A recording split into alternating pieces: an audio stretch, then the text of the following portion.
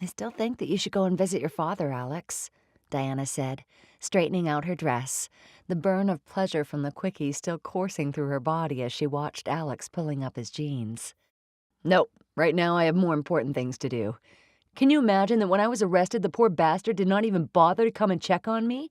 Not even when I was arraigned in court or when I was in prison, Alex said bitterly, as Diana tried to imagine the sort of experience that he had been through.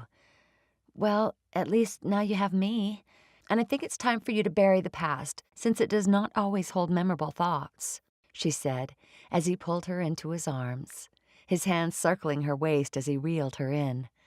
Somehow Diana knew that she would never be able to get enough of Alex, and just his touch had made her burning for him all over again.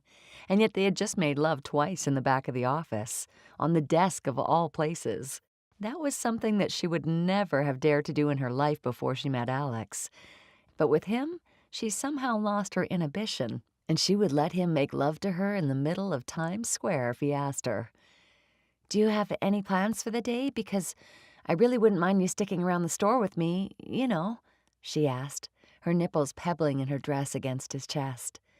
If I hang around you today, I don't think that we will sell anything, since I can't seem to keep my hands off you. I met with a couple of guys earlier on, and they would like me to help them set up a biking club.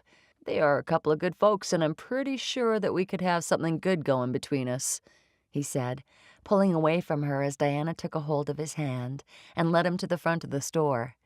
Hey, I don't see the diamond bracelet anywhere. Don't tell me that you already sold it. I almost forgot to bring it out. It is in the safe in the office. I'll bring it out as soon as I'm done with the cleaning in here, she said to him. What if I told you that I could get you a buyer sooner than you blink? He asked, his eyes glittering as she searched them to see if he was serious. I still have my contacts in the jewelry industry, and most of them go for the best and most expensive pieces. You are not pulling my leg, are you? Diana asked, looking at him. Absolutely not, honey. I'm darn serious. And to prove it to you, I'm going to have it sold by tomorrow at a much higher rate than you're asking for. Alex winked at Diana as she felt her heart do a jig of joy.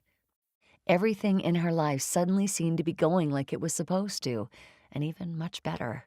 Her reconciliation with Alex in the office had been the best reconciliation of her life, one that evoked pleasures and emotions mixed together. She could still feel the aftermath of his hardness inside her slit, and it made her tremble to think that the cock was going to be hers for the rest of their lives. Now, to add to the fact that Alex was in her life to stay, was the fact that he was finally going to sell the most valuable asset in her crystal fine vintage jewel store.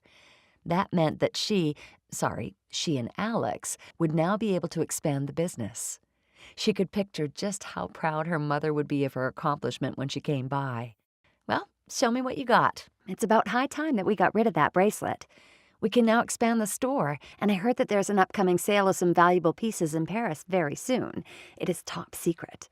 And I stumbled upon it entirely by mistake from the guy who wanted to outbid me for the bracelet at the auction, Diana said, imagining that she had never thought that she would actually make it to the Paris sale, since she would never have the sort of money to buy the pieces of jewelry there. When is the auction? Because if it's very soon, we have a lot of work to do getting rid of all the valuable jewelry in here. It should be in 5 days' time. Do you think we can hit that target?